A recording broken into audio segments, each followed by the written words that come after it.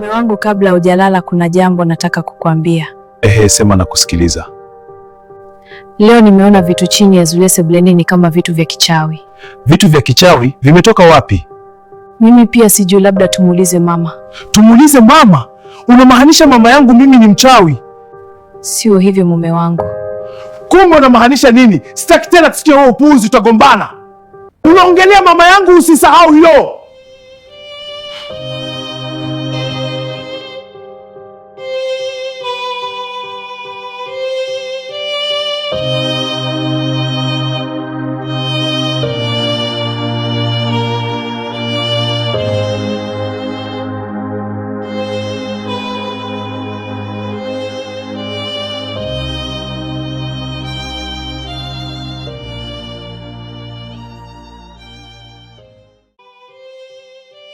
Mambo yanaenda kama nilivyopanga, na kwa ule ugomvi wa usiku ni wazi dawa zimeanza kufanya kazi. Fatma, utaondoka hapa unalia kama ngwa koko, huwezi kumliki mwanangu hata siku moja.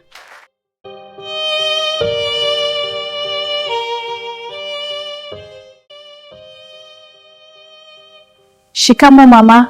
Sina haja na shikamo yako, kawaamkie wazazi wako na maskini wenzio. Ni chakula gani hicho unampikia mtoto wangu? Lakini mama, mume wangu anapenda chakula hiki. Unajifanya unamjua zaidi Zuberi kuliko mimi mama yake ninavyomjua. Sijamaanisha hivyo mama. Kuanzia leo Zuberi atakula chakula nilichopika mimi. Lakini mama. Lakini nini? Toka umuji kuni sinindi ti uchuro. Kalilie kwenu ko.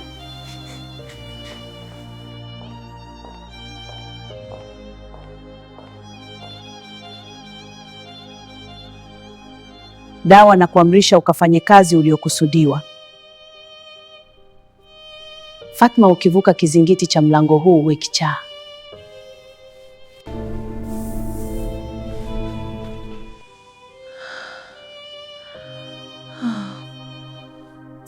Hapana, hapana.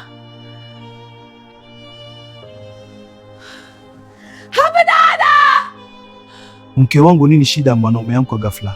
Ni ndoto mume wangu, ndoto mbaya. Tulia mke wangu, nipo hapa, hakuna kitu kibaya kitakugusa.